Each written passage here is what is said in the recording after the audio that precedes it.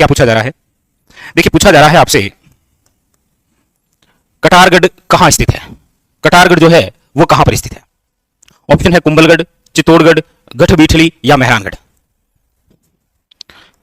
चर्चा हो रही है यहां कटारगढ़ को लेकर। कटारगढ़, सबसे पहले देखिए ये जो कटारगढ़ है ये आपके कुंभा का निवास स्थल कहलाता है। कुंभा का निवास स्थल याद रखिएगा। कुंभा का निवास स्थल क्या कहलाता है? कटारगढ़। कटारगढ़ को ही याद रखिएगा मेवाड़ की तीसरी आंख कहा जाता है। तीसरी आंख। और ये जो कटारगढ़ है याद रखिएगा ये कुंभलगढ़ किले का ऊपरी भाग है। कुंभलगढ़ किले का ऊपरी भाग क्या कहलाता है? याद रखिएगा कटारगढ़। कुंभलगढ़ जो किला है याद रखिएगा राजसमंद के अंदर है। इस कुंभलगढ़ किले के प्रारंभिक जो निर्माता या संस्थापक थे उसका नाम है याद रखिएगा संप्रति मौर्य। सम्राट अशोक के वंशज हैं। और ये जो कुंभलगढ़ किला है इसका जो निर्माता है वो है आपके राणा कुंभा। कई बार ये भी क्वेश्चन बड़ा अच्छा बनता है कि कुंभलगढ़ किला जो है इसके वास्तुकार कौन थे? याद रखिएगा मंडन। तो मेरे हिसाब से आपके क्लियर हो गया है कि कटारगढ़ कहां स्थित है। याद रखिएगा कुंभलगढ़।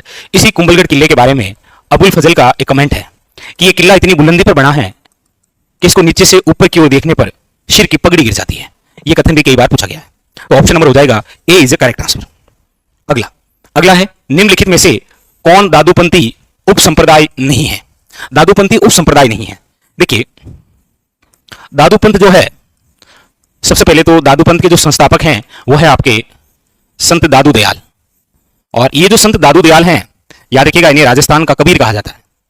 राजस्थान का कबीर कहा जाता है। दादूपंथ जो है इसकी प्रमुख जो पीठ है वो है आपके याद रखिएगा नारायणा या फिर आप इसे पढ़ते हैं नरेना के रूप में, जो कि वर्तमान दूदू जिले का भाग है। इसी दादूपंथ की याद रखिएगा 5 शाखाएं हैं। कितनी शाखाएं हैं? 5 शाखाएं। कौन कौन सी हैं? तो आप कहेंगे सर खाकी है, खालसा है, नागा है, विरुक्त है या विरक्त है, और एक याद रखिएगा उत्तरादे। 1 2 3 4 और 5। यहां पूछा जा रहा है कि कौन सा नहीं है। तो खालसा है, नागा है, खाकी है, चंडाल नहीं है। याद रखिएगा ऑप्शन नंबर जो है वो हो जाएगा आपके सामने D is the correct answer. ठीक है, याद रखिएगा ऑप्शन नंबर जो है वो हो जाएगा D is the correct answer. अगला देखिए, अगला है महाराणा राज सिंह ने मारवाड़ के किस शासक को मुगलों के विरुद्ध आश्रय दिया था? यानी कि यहां पर चर्चा हो रही है मेवाड़ के उस महाराणा को लेकर जिसने मुगलों के विरुद्ध जाकर आश्रय दिया। सबसे पहले तो मेवाड़ का वो महाराणा ही कौन है? याद रखिएगा राज सिंह। मेवाड़ के महाराणा है राज सिंह, जिनका टाइमिंग है 1652 से लेकर 80। मुगल यानी कि कौन? औरंगजेब के खिलाफ। किसके खिलाफ? औरंगजेब के खिलाफ जाकर किसको आश्रय दिया था? तो याद रखिएगा अजीत सिंह। वे वीर दुर्गादास राठौड़ को शरण दी थी इन्होंने, दुर्गादास राठौड़ को। लेकिन यहां पूछा जा रहा है आपको मारवाड़ के किस शासक को? याद रखिएगा अजीत सिंह। आपको पता होगा अजीत सिंह के जो पिताजी हैं जसवंत सिंह फर्स्ट, उनकी जब जमरूद में मृत्यु हुई थी, जमरूद जो वर्तमान अफगानिस्तान में है, वहां पर जब उनकी मृत्यु हुई तो औरंगजेब ने क्या किया था कि उनके जो पुत्र थे अजीत सिंह, उनको दिल्ली की रूप सिंह राठौड़ हवेली में कैद कर दिया था। वहां से बचाकर लेकर आए थे वीर दुर्गादास राठौड़, और फिर मेवाड़ के जो महाराणा है राज सिंह, इन्होंने इनको शरण प्रदान की थी। इसीलिए शिरोई का एक गांव है कालिंद्री गांव, वहां पर ठहराया था एक पुरोहित के घर में। तो यहां लिखिएगा ऑप्शन नंबर जो है वो हो जाएगा B is correct answer, Ajit Singh. ठीक है, अजीत सिंह के बारे में बिल्कुल जैसा कि आपने बड़ा शानदार सा बताया फैक्ट पूछा भी गया है। अजीत सिंह जिन्हें कहा जाता है कान का कच्चा, और एक बार ये पूछा गया कि किसने कहा था इनको कान का कच्चा? याद रखिएगा डॉक्टर GH ओझा। कान का कच्चा का मतलब यह है कि दूसरों की बातें मान लेना। ठीक है, तो यहां पर जो ऑप्शन नंबर है वो हो जाएगा आपके सामने बी इज करेक्ट आंसर। अगला देखिए, अगला है 1857 के स्वतंत्रता संग्राम में कोटा महारावल की सहायता के लिए किस राज्य ने सैनिक सहायता भेजी थी? अब यहां पर सब कुछ डायरेक्ट नहीं दिया है। जैसे डायरेक्ट क्या नहीं दिया है? डायरेक्ट ये नहीं दिया है कि बात तो चल रही है 1857 की, आपको पता हो तो कोटा के महारावल हैं राम सिंह सेकंड। राम सिंह सेकंड को आपको पता हो तो कोटा की जनता ने कैद कर लिया था। फिर इसी राम सिंह सेकंड की सहायता के लिए एक बंदा जिसका नाम है मदन पाल, और ये जो मदन पाल है ये याद रखिएगा कहां के, करौली के शासक है। तो आपको ये क्वेश्चन यहां से पूछा गया कि 1857 संग्राम के तहत कोटा के महारावल की सहायता के लिए कौन से राज्य या कौन सी रियासत के राजा ने सैनिक सहायता की थी, याद रखिएगा करौली। तो कई बार राजा का नाम भी पूछ लेता है, याद रखिएगा मदनपाल। ठीक है, कई बार ऐसे भी पूछ लेता है कि 1857 क्रांति के तहत करौली के मदनपाल ने कौन सी रियासत के राजा की सहायता की थी, कोटा के।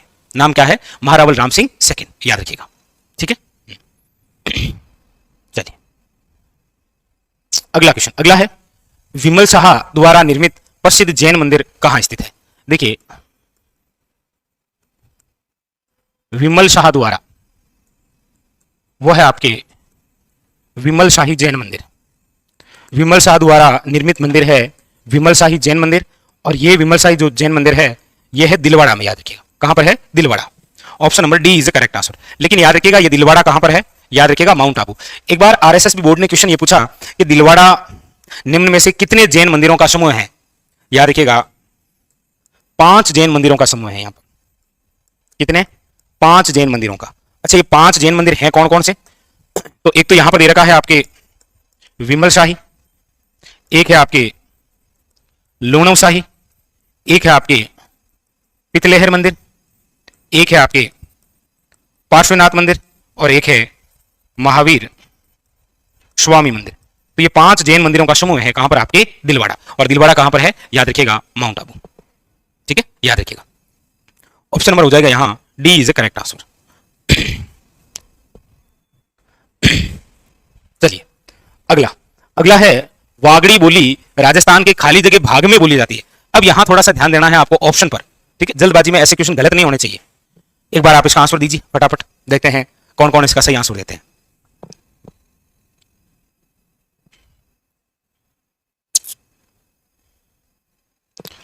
वागड़ी बोली,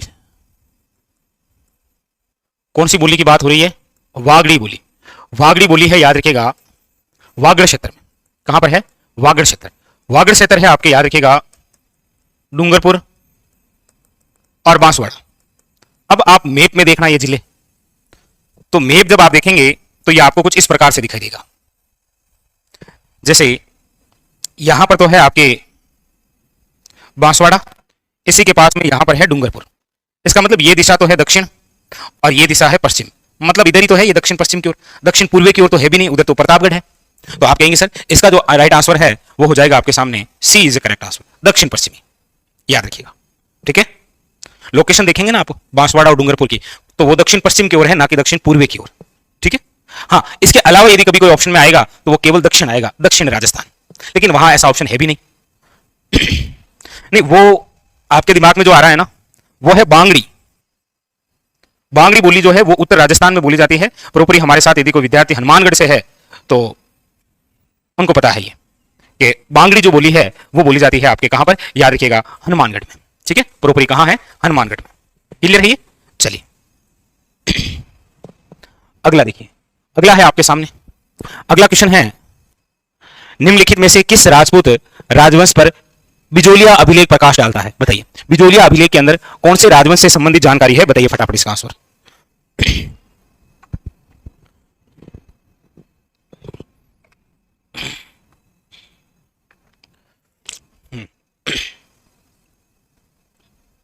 अच्छा ठीक है, देखिए कितना अच्छा क्वेश्चन, और आप सभी ने आंसर भी, क्या आंसर दिया आपने। यहां बात हो रही है बिजोलिया अभिलेख की।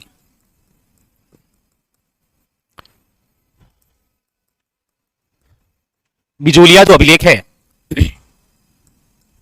इसके लेखक हैं, याद रखिएगा गुणभद्र। समय है 1170 ईस्वी, याद रखिएगा। इसके अंदर जो जानकारी मिलती है वह है चौहान राजवंश की। आप अक्सर पढ़ते नहीं हैं कि बिजोलिया शिलालेख के अनुसार सांबर झील का निर्माण वासुदेव चौहान ने करवाया।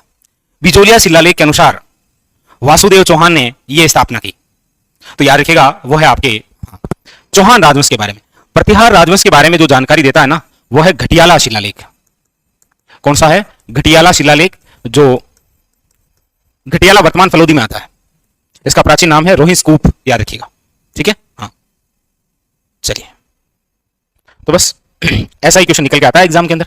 अगला देखिए, अगला है आपके सामने कि प्राचीन काल में निम्नलिखित में से किस स्थान को ताम्रवती के नाम से जाना जाता था? यानी प्राचीन काल के अंदर ऐसा कौन सा स्थान है जिसे ताम्रवती के नाम से जाना जाता है? खेतड़ी, आहड़, दरीबा या गणेश्वर?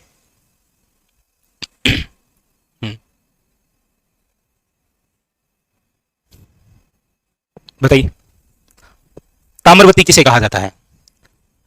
देखिए, ताम्रवती नगरी जिसे कहा जाता है, याद रखिएगा, वो है आहड़। आहड़ है वर्तमान उदयपुर में, पहले भी उधर ही था ये। लेकिन जब बात ये पूछ लेना आपको कि ताम्रयुगीन सभ्यता की जननी, तो फिर याद रखिएगा इसका राइट आंसर हो जाएगा गणेश्वर। लेकिन यहां तांबे से संबंधित आपको कभी यह भी पूछा जाए कि केंद्र सरकार का एक उपक्रम है, केंद्र सरकार का एक उपक्रम है HCL, बोले तो 1967 के अंदर स्थापित है और नाम है Hindustan copper limited. Hindustan copper limited. तो यह केंद्र कहां पर स्थापित है? तो याद रखिएगा, हिंदुस्तान जो कॉपर लिमिटेड है, इसका जो केंद्र है वो स्थापित है आपके, याद रखिएगा, खेतड़ी में। खेतड़ी वर्तमान कहां है? तो याद रखिएगा, नीम का थाना जिले में, नीम का थाना। ठीक है, यहां पर ऑप्शन नंबर जो है वो हो जाएगा B is the correct answer. लेकिन तीनों ही बड़े अच्छे क्वेश्चन है, याद रखिएगा। ठीक है,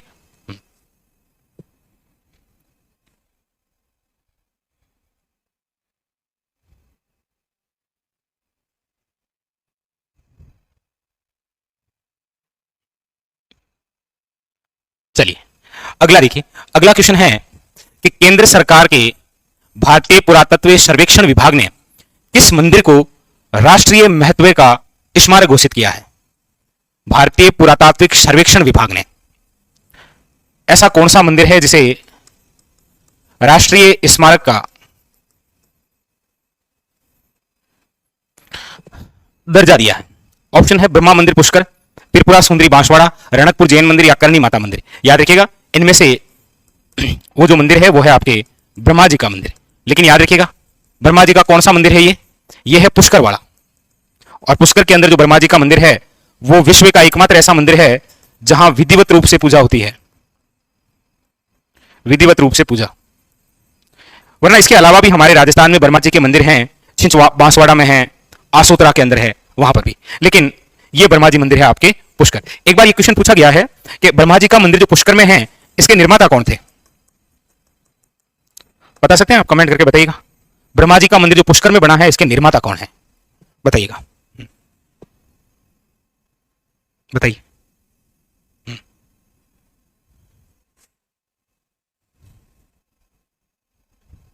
ना, गिलुंड तो हमेशा राजसमंद में ही था, गिलुंड हमेशा राजसमंद में ही था। अगला देखिए, अगला है निमोचना हादसा कब हुआ है? लीजिए, निमोचना हत्याकांड। देखिए, ये जो निमोचना हत्याकांड है, सबसे पहले तो निमोचना देखिए पहले अलवर जिले का ही भाग था। हालांकि अब ये वर्तमान में कोटपुतली बहरोड में है। ये कौन से जिले में है? कोटपुतली बहरोड। और ये जो निमोचना हत्याकांड है, ये कब हुआ है? याद रखिएगा, 14 मई 1925। यहां पर क्या है कि छज्जू सिंह नामक जो पुलिस अधिकारी था ना, छज्जू सिंह नामक पुलिस अधिकारी, इसने गोलियां चलाई थी। इसीलिए छज्जू सिंह को राजस्थान का जनरल डायर कहा जाता है, राजस्थान का जनरल डायर। इसीलिए तो निमोचना हत्याकांड की, याद रखिएगा, गांधी जी ने इसे हत्याकांड को दोहरी डायरशाही की संज्ञा दी, डबल डायरशाही हुई है। और लाहौर से एक रियासती नामक समाचार पत्र निकला करता था, उसने तो इस निमोचना हत्याकांड को जलियांवाला हत्याकांड से भी विभत्स बताया है, जलियांवाला से भी विभत्स। याद रखिएगा, ठीक है, विभत्स बताया। चलिए क्वेश्चन बताइए, निमोचना हत्याकांड को निमोचना हत्याकांड नाम किसने दिया था? निमोचना हत्याकांड को निमोचना हत्याकांड नाम देने वाले कौन थे? यहां पर ऑप्शन नंबर हो जाएगा आपके सामने, ए इज करेक्ट आंसर। ठीक है, चलिए अगला देखिए। अगला है राजस्थान सेवा संघ की स्थापना किस वर्ष हुई थी? राजस्थान सेवा संघ की जो स्थापना है वो किस वर्ष हुई?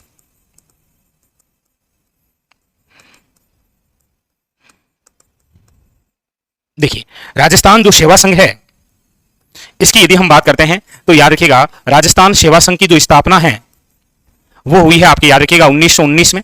हालांकि पूछा जाए ये स्थापना कहां पर हुई है, तो याद रखिएगा वर्धा महाराष्ट्र में। किसने ये स्थापना की थी? तो याद रखिएगा विजय सिंह पथिक ने। लेकिन सीटी जैसे एग्जामों में क्वेश्चन यहां पर भी आया है ये कि ये जो राजस्थान सेवा संघ है इसका राजस्थान में स्थानांतरण कब वे कहां किया गया? तो याद रखिएगा राजस्थान में जो स्थानांतरण है ये किया गया है आपके 1920 के अंदर। और कहां पर किया गया है? तो याद रखिएगा अजमेर में।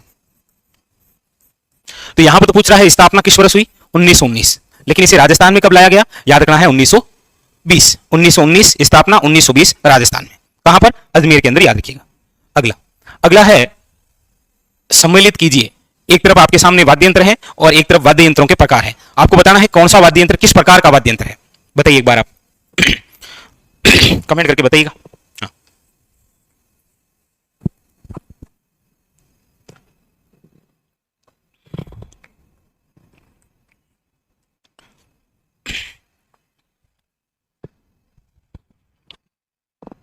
ब्रह्मा मंदिर का निर्माण करवाया जो पुष्कर के अंदर है, गोकुल चंद पारिक ने। ठीक है, चलिए यहां पर है सुमेलित कीजिए। देखिए कोई दिक्कत नहीं, ये इकतारा है, इमतारा नहीं है, ये इकतारा है। ठीक है, ये मांदल है। देखिए इकतारा जिसमें एक तार हो और जिसमें तारों के माध्यम से स्वर उत्पन्न होते हैं वो कहलाता है तत्वाद्य यंत्र, कोई दिक्कत ही नहीं है। फिर है अलगोजा। अलगोजा आप सब जानते हैं रामनाथ चौधरी जिन्होंने नाक से बजा दिया था, यानी कि ये सुशीर वाद्य यंत्र है, फूंक मारकर या हवा के माध्यम से। झांझ, याद कीजिए कच्ची घोड़ी नृत्य के अंदर प्रयुक्त होता है झांझ, और झांझ एक प्रकार का घन वाद्य यंत्र है। पीछे बचा है मांदल। मांदल एक अवनत वाद्य यंत्र है, ये चमड़े से मंडा होता है जिस पर आघात करने पर आवाज आती है। ठीक है, चलिए मेरे हिसाब से मिलान कर दीजिएगा आप, अब कोई दिक्कत होनी भी नहीं चाहिए। ठीक है, चलिए अगला है लोक वाद्य यंत्र भपंग राजस्थान के किस क्षेत्र से संबंधित है? लोक वाद्य यंत्र है जिसका नाम है भपंग, और यहां पूछा जा रहा है आपको कि भपंग का जो संबंध है वो किस क्षेत्र से है? भपंग। अच्छा, एक बहुत अच्छा क्वेश्चन बनता है, देखिए भपंग किस प्रकार का वाद्य यंत्र है? कमेंट करिए तो ये भपंग किस प्रकार का वाद्य यंत्र है? देखिए भपंग के जो जादूगर हैं उनका नाम तो है जहूर खान मेवाती। इसके अलावा एक अन्य कलाकार और है जिसका नाम याद रखना है फारूक खां मेवाती। मेवाती है, मेवात है, और मेवात राजस्थान का पूर्वी भाग है। तो नाम से पता चल गया किस क्षेत्र का है, मेवात क्षेत्र का। ठीक है, हाँ चलिए शाबाश। तो ऑप्शन नंबर यहां हो जाएगा A is the correct answer, Mewat. अगला लीजिए, अगला है गिरवा पहाड़ियां किस जिले में स्थित है? गिरवा की जो पहाड़ियां हैं किस जिले में स्थित है बताइए।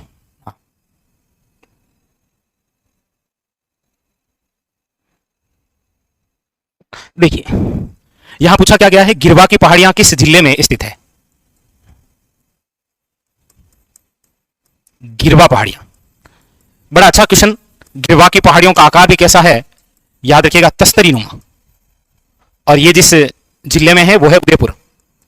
अक्सर आप पढ़ते भी होंगे कि उदयपुर शहर के चारों ओर जो तस्तरी नुमा पहाड़ियां होती है ना, उसे कहते हैं आप गिरवा की पहाड़ियां। जैसे अजमेर शहर के चारों ओर सर्पिला पहाड़ियां जो है वो क्या कहलाती है? नाग पहाड़ियां। ये सर्पिलाकार है, और ये है भी कहां पर? याद रखिएगा अजमेर में।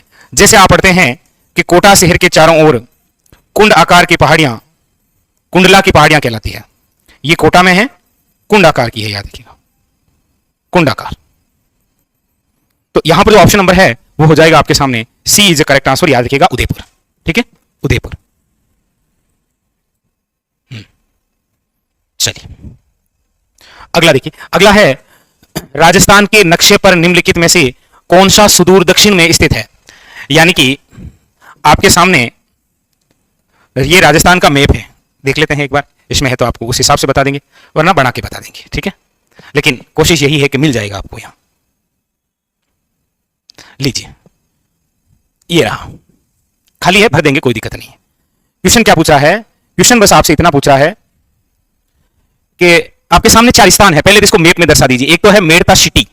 मेड़ता सिटी आप कहेंगे सर ये रहा नागौर, यहां पर एम दर्शा रहा हूं, यानी कि मेड़ता सिटी। सोजत, सोजत है आपके पाली में, यहां दर्शा रहा हूं सोजत, ये लो सोजत। फिर है मारवाड़ जंक्शन, और ये रहा आपके सामने मारवाड़ जंक्शन, एम से दर्शा रहा हूं। फिर है आपके सामने राजसमंद, आप कहेंगे सर ये रहा राजसमंद। पूछा क्या गया कि राजस्थान के नक्शे पर निम्नलिखित में से कौन सा सुदूर दक्षिण में है। सुदूर दक्षिण में कौन सा है? आप कहेंगे सर सबसे ज्यादा जो दक्षिण में है वो है राजसमंद, तो इसका जो राइट आंसर है वो क्या हो जाएगा? राजसमंद। ठीक है, हाँ, बस ये इस प्रकार से पूछा गया क्वेश्चन था, कोई डाउट ही नहीं है। ठीक है, ये यदि पूछता ना कि सुदूर दक्षिण में कौन सा है, तो फिर सुदूर दक्षिण में राजसमंद हो गया, सुदूर उत्तर में कौन सा है तो फिर हो जाता मेड़ता सिटी। ठीक है, अगला देखिए, अगला है तारा बालू का स्तूप कहां पाए जाते हैं? तारा नामक बालू का स्तूप।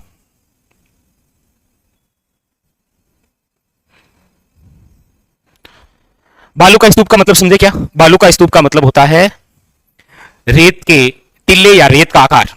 लेकिन तारा बालू का स्तूप, तारा बालू का स्तूप का मतलब यह है कि जब हवाओं की दिशा आपस में बार बार बदलती है ना, कभी इधर से आते आते इधर से आ गई, इधर से आ गई, तो वो जो बालू का स्तूप बनेगा, रेत का जो आकार बनेगा, उसका आकार होगा तारे के समान। तो इसीलिए वो क्या है? तारा बालू का स्तूप। और यहां ऑप्शन के अंदर तारा बालू का स्तूप जहां है वो है, याद रखिएगा, सूरतगढ़।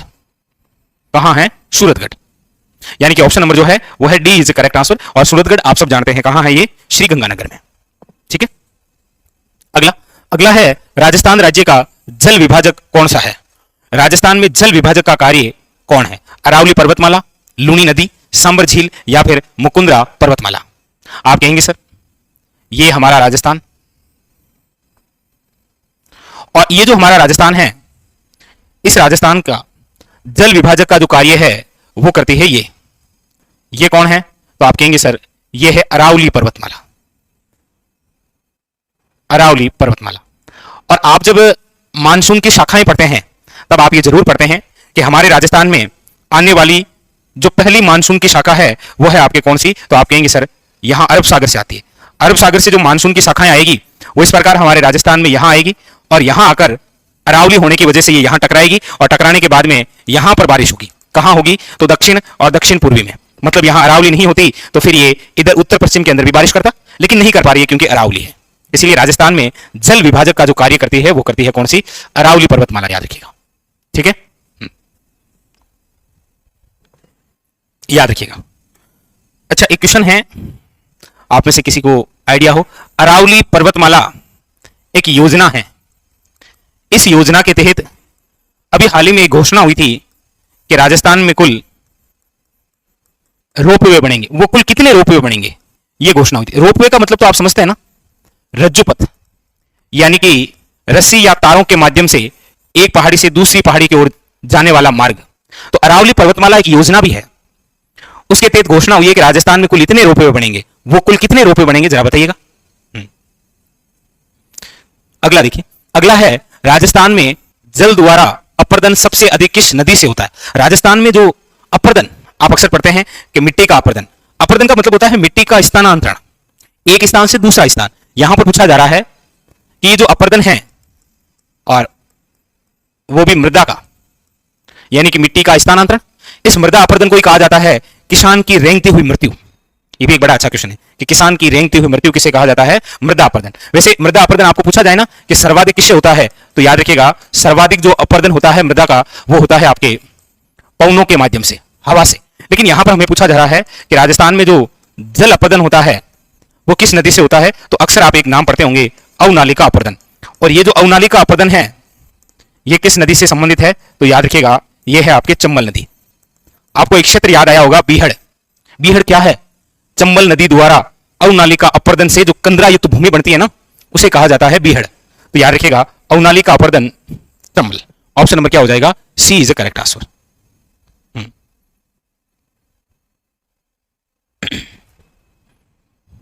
अगला, अगला है भारतीय वन्य जीव संरक्षण जो अधिनियम है 1972 को राजस्थान में किस वर्ष लागू किया गया? एक अधिनियम है भारतीय वन्य जीव संरक्षण अधिनियम। पूछा जा रहा है कि ये लागू कब हुआ। पहली बात तो पूछा जाए कि भारत में कब लागू हुआ ये, तो याद रखिएगा भारत में लागू हुआ था 9 सितंबर 1972। और यही अधिनियम राजस्थान में कब लागू हुआ? तो याद रखिएगा वो हुआ था 1 सितंबर 1973। तो यहां पर आपको राजस्थान में किस वर्ष लागू हुआ ये पूछा जा रहा है, 1973। याद रखिएगा 1973 के अंदर ही राजस्थान में पहली बाघ परियोजना शुरू हुई थी, रणथंबोर राष्ट्रीय उद्यान। रणथंबोर राष्ट्रीय उद्यान आप जानते हैं सवाई माधोपुर में। ठीक है, हाँ। अगला देखिए, अगला है खस विशेषकर उत्पादित होती है। खस क्या है? खस एक सुगंधित घास है। जैसे खस एक सुगंधित घास है, याद रखिएगा शेवण एक प्रोटीन युक्त घास है, प्रोटीन युक्त घास। और ये जो खस है सुगंधित घास, याद रखिएगा ये राजस्थान के पूर्वी भाग में है। अब इतना यदि आपको याद है तो आपका काम हो जाएगा, क्योंकि यहां पूर्वी जिलों के अंदर आप ऑप्शन देखें तो उदयपुर पूर्वी में नहीं आता है, चित्तौड़गढ़ भी नहीं आता है, डूंगरपुर भी नहीं आता है, तो हो जाएगा भरतपुर। हालांकि ये भरतपुर में भी है, सवाई माधोपुर के अंदर भी है, याद रखना है, ठीक है। तो ऑप्शन नंबर जो है वो हो जाएगा बी। और ये जो शेवण है ना, ये एक प्रोटीन युक्त घास है, याद रखिएगा ये जैसलमेर में है, ठीक है। हाँ, अगला है जयपुर, अजमेर, दौसा और टोंक जिले किस कृषि जलवायु क्षेत्र के अंतर्गत आते हैं? रोज ये क्वेश्चन लेते हैं। क्यों? क्योंकि जब भी पुराने पेपर देखते हैं तो ये एक क्वेश्चन जरूर आता है, और मैं हमेशा आपको लोकेशन बता देता हूं, क्योंकि ये मैं मान के चल रहा हूं कि ये बिंदु जो कृषि जलवायु खंड है, भाई राजस्थान में कितने कृषि जलवायु खंड है, तो ये मैं मान के चल रहा हूं कि ये आप सब ने पढ़ रखे हैं, इसीलिए डायरेक्ट लोकेशन बता देता हूं मैं आपको 10। ये आपके राजस्थान मैप में देख लीजिएगा, 10 की 10 लोकेशन याद रह जाती है तो काम हो जाता है जी। जैसे यहां पर फर्स्ट बी है, यहां पर आपके फर्स्ट सी है, यहां आपके फर्स्ट ए है, इसके अलावा यहां आपके सेकंड ए है, तो यहां पर सेकंड बी है। उसके बाद में फिर यहां पर आपके थर्ड बी है, तो यहां पर आपके थर्ड ए है। यहां पर 5 है, तो यहां पर आपके फोर्थ ए है, तो यहां पर फोर्थ बी है। कोई दिक्कत नहीं। क्या कह रहा है ये कह रहा है जयपुर, अजमेर, दौसा और टोंक। जयपुर, अजमेर, दौसा और टोंक। जयपुर, अजमेर, दौसा और टोंक। आप कहेंगे सर यहां पर है थर्ड ए। आप कहेंगे सर इसका नाम क्या है थर्ड ए का? देखिए थर्ड ए का नाम है अर्धशुष्क पूर्वी मैदानी प्रदेश। अर्धशुष्क पूर्वी मैदानी प्रदेश, ठीक है। याद रखिएगा ऑप्शन नंबर क्या हो जाएगा? A is the correct answer, ठीक है। लीजिए अगला है राजस्थान में वालरा क्या है? राजस्थान के अंदर ये वालरा क्या है? यहां पर देखिए शब्द है वालरा, लेकिन मैं बहुत सारे शब्द लिख देता हूं। वालरा, चिमाता, दजिया, सलेस व बर्न, जूमिंग, आदिवासियों की कृषि, इसे ही आप कहते हैं स्थानांतरण कृषि। आप कहेंगे सर इनमें से तो नाम ही नहीं है, लेकिन इन्हीं से रिलेटेड कोई नाम तो यहां दे रखा है ना। वालरा, चिपमाता, दजिया, सलेश व बर्न, झुमिंग, आदिवासियों की स्थानांतरण, एक नाम लिख देता हूं, ये लो चलायमान। यानी कि वालरा कृषि का एक प्रकार है। आदिवासियों द्वारा स्थान बदल बदल कर और वनों को काट कर या जलाकर जो कृषि करते हैं ना, उसे स्थानांतरित कृषि कहते हैं, और सारे नाम उसी के हैं। यहां पर ऑप्शन नंबर क्या है? याद रखिएगा डी इज करेक्ट आंसर। इनमें से ये दो थोड़े से खास हैं, याद रखिएगा, चिम्माता और दजिया, क्योंकि ये प्रॉपर्टी भील जनजाति द्वारा की जाती है। लेकिन इसमें भी कई बार क्वेश्चन आ जाता है कि भील जनजाति द्वारा मैदानी भाग में जो कृषि करते हैं उसे तो बोलते हैं दजिया, और पहाड़ी क्षेत्रों में जो कृषि करते हैं उसे कहा जाता है प्रॉपर्टी चिम्माता। बाकी चिम्माता और दजिया है यही आदिवासियों की कृषि, ये भी स्थान बदल बदल कर और वनों को काट काट कर। लेकिन पहाड़ी क्षेत्रों में वनों को काट कर करते हैं तो उसे बोलते हैं चिम्माता, और मैदानी भाग में काट कर करते हैं तो उसे बोलते हैं, याद रखिएगा, दजिया। बताइए क्लियर है ये?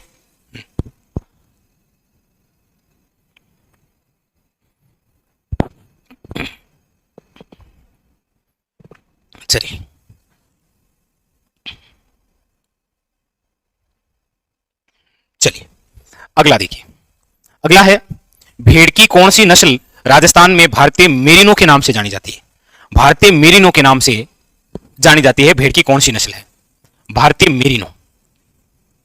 मेरिनो भी वैसे आपको पता हो तो भेड़ की नस्ल है, और यह ऑस्ट्रेलिया के अंदर है। सर्वश्रेष्ठ प्रकार की ऊन देने के लिए प्रसिद्ध है। उसी प्रकार हमारे राजस्थान में भारतीय मेरिनो के नाम से भेड़ की कौन सी नस्ल को जानते हैं? तो आप कहेंगे सर वो नस्ल है छापर। बट आप कहेंगे सर छापर तो ऑप्शन में नहीं है। कोई दिक्कत नहीं है, क्योंकि छापर जिस नस्ल को कहा जाता है वो है चोकला। लेकिन एक बार यह भी क्वेश्चन पूछा गया कि भारतीय मेरिनो के नाम से जाने जाने वाली भेड़ की नस्ल चोकला राजस्थान के कौन से क्षेत्र में है? कौन से क्षेत्र विशेष में यह पाई जाती है? तो याद रखिएगा चोकला जो है यह पाई जाती है आपके शेखावटी में, शेखावटी क्षेत्र। तो यहां पर जो ऑप्शन नंबर है वो हो जाएगा बी इज करेक्ट आंसर। याद रखिएगा चोकला, ठीक है। ऑप्शन नंबर जो है वो हो जाएगा बी इज करेक्ट आंसर।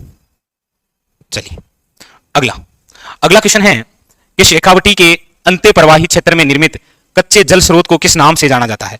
अब हालांकि देखिए आप जानते हैं कि शेखावटी के अंदर जो कुएं हैं ना, शेखावटी के जो कुएं हैं वो कहलाते हैं जोहड़वे नाडा, जोहड़वे नाडा। और जोहड़ के लिए जिस बंदे ने कार्य किया था ना उसे जोहड़ वाले बाबा के नाम से भी जाना जाता है, जोहड़ वाले बाबा। और जोहड़ वाले बाबा जिस व्यक्ति को कहा जाता है वो है राजेंद्र सिंह अलवर, यानी कि राजेंद्र सिंह जो व्यक्ति हैं इनका संबंध कौन से जिले से है, अलवर। इन्होंने जल संरक्षण का कार्य किया था, याद रखिएगा। तो यहां पर आप ऑप्शन देखेंगे तो ऑप्शन नंबर है डी इज करेक्ट आंसर, याद रखिएगा। ठीक है, हाँ बिल्कुल बिल्कुल यही है, जोहड़ ऑप्शन में नहीं है तो नाडा हो जाएगा। ठीक है, अगला अगला है पलाना क्षेत्र निम्नलिखित में से किस स्रोत के लिए प्रसिद्ध है, बताइए। देखिए बीकानेर जो जिला है, इस बीकानेर के दो क्षेत्र इतने प्रसिद्ध हैं कि लगभग दोनों ही क्षेत्र के ही बात पूछे गए हैं। एक तो है जामसर और एक है पलाना, बताइए। एक जामसर है एक पलाना है, बताइए कौन सा। ये दोनों ही स्थान किस लिए प्रसिद्ध है, क्योंकि दोनों ही स्थान बहुत प्रसिद्ध है। बीकानेर का जामसर भी है और बीकानेर का पलाना भी है। चलिए देखिए याद रखिएगा कि बीकानेर का जो जामसर है वो तो प्रसिद्ध है जिप्सम के लिए, याद रखिएगा। जिप्सम की सबसे बड़ी खान यही है, जिप्सम की सबसे बड़ी खान यदि कहीं है तो वो यही जामसर में ही तो है, याद रखिएगा। पलाना जो स्थान है वो किस लिए प्रसिद्ध है, तो याद रखिएगा पलाना स्थान है लिग्नाइट के लिए, लिग्नाइट, याद रखिएगा। ऑप्शन नंबर जो है वो हो जाएगा आपके सामने B is a correct answer. ठीक है, हाँ चलिए